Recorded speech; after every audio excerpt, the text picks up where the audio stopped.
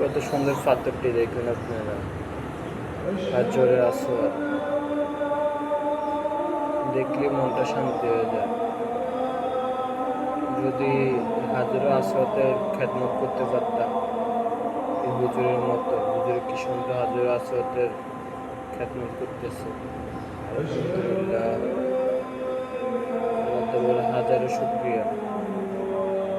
এই কাজটা যদি আমি পেতাম আমার জীবন ধন্য হয়ে যেত, জীবনে আর কোনো কষ্ট থাকতো না।